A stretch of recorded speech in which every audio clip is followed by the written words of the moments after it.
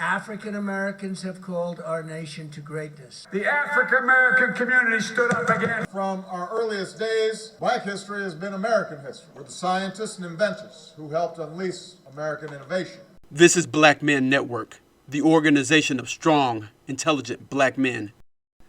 Because we have an initiative to re-engage our women and rebuild Black relationships, one of our subscribers sent us this video and asked what we think about it. It's a video of a sermon from Bishop T.D. Jakes.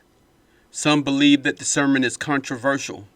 Since we don't blindly accept someone's word, we are going to unpack it and find the truth, because that's why Black Men Network. If Adam had not allowed Eve to pour into him, sin would have never come into the world. Sin came into the world because Adam broke the order. We were not designed to receive from women. Your self-esteem is compromised when you have to ask your wife for lunch money. I don't entirely agree with what he's saying here. I understand what he's getting at. The point that he's trying to make here is about people going to their spouses before they go to God. A man going to his wife before he goes to God, and a woman going to her husband or her friends before she goes to God. I disagree that a man is not designed to receive from a woman. It is written in the first book of the Bible that it is not good for man to be alone. I will make for him a helpmeet. God wouldn't give us helpers if he didn't design us to be in a position to receive from the people he placed to help us. There are many instances in the Bible where men have received from women. Jesus received instructions from his mother about the lack of wine at a wedding. The disciples received protection and shelter from a woman when people were trying to murder them in a town. The entire world received salvation through the mother of Jesus, who carried him as a woman. The Bible even teaches that the best way to turn a man from his sinful ways is for a wife to remain pleasant. I'm not saying you got to be rich. I'm not saying you got to be famous. I'm saying that you have got to be the one who pours in, not the one who takes out. When Adam started eating out of his wife's hand, sin came in because the divine order was broken. This is something I don't agree with. It seems like more of an ego statement than the teaching of the truth. Let's use Barack Obama for example. According to him, when he met Michelle, she was making quite a bit more than he was. Barack Obama went on to become the first Black president of the United States. Had he not done so, we never would have met Michelle, who changed up the game for all women. Had he been stuck in his ego and not received from the woman that God put in his midst, he never would have been where he is right now. This breaks all sociological orders of the culture we're living in now, because we are raising up women to be men.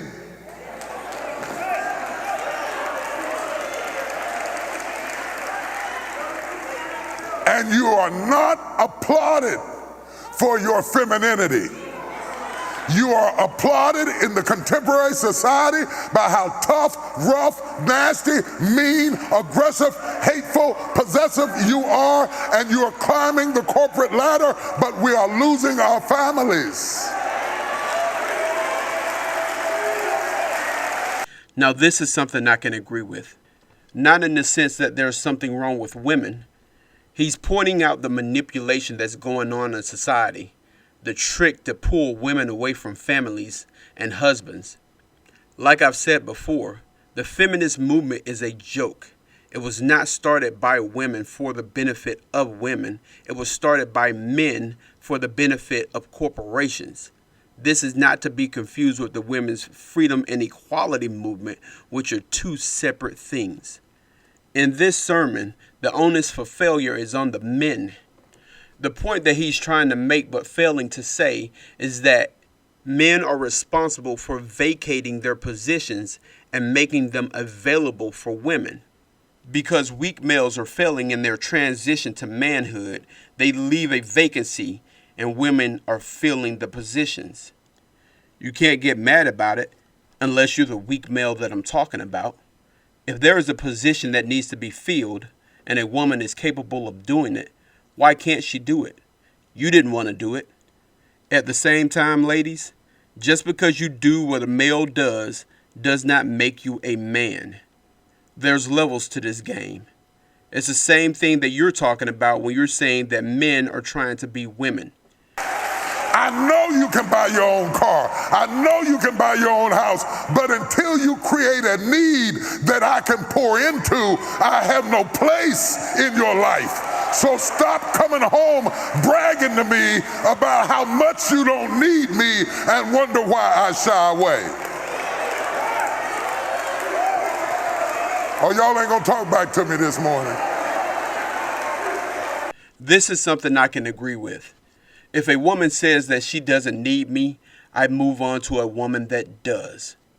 If a woman can do everything that a man can do, that makes her a man. No real man would ever find that attractive. You see, real men grow from achievements. We enjoy doing things that exemplify our leadership, strength, and life goals. If you don't believe me, ladies, ask a man to do something that exemplifies one of those three things and watch how quickly he does it. You might even get you a husband out of the situation. The conversation has become, let's prove to the men how dispensable they are. And it is born out of pain because we hurt you and betrayed you and lied to you and cheated to you, and you became like you became out of pain. This is something I can agree with in part. I don't like how the statement is formed to make it seem like all men are responsible for the actions of weak males. We are not. Trust me, ladies, every woman that is married to a real man knows the difference when she sees a weak male. It's not the same. If someone hurt you in a past relationship or situation, we absolutely understand that and we sympathize with you. We are here to help, but we are not responsible for what they did, nor are you responsible for the actions of a trashy woman.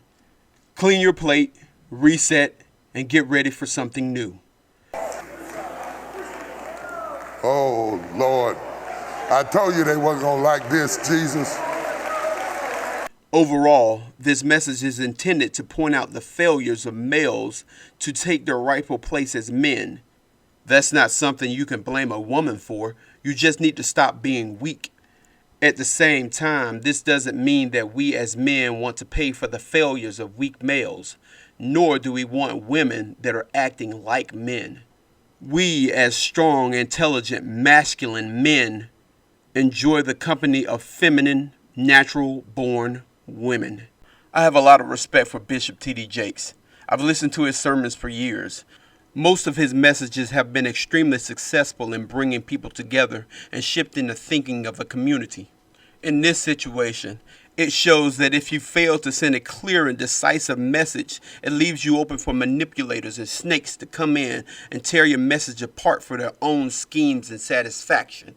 We as men, especially us black men, do not want to go to war against our women. We want you to come home and be happy with us. On the same token, fellas, you cannot expect for a woman to come home and be happy in a broken place. You have to make it right for her and protect her, give her security and peace of mind. Fill in the gaps when she has doubts, because as we all know, snakes will always crawl in through whatever hole they can find. When you find this snake, you need to kill him immediately. Grab him, chop his head off, and leave his body for the rest of the scavengers to devour. If you don't, then you will end up with poison in your relationship and throughout your community.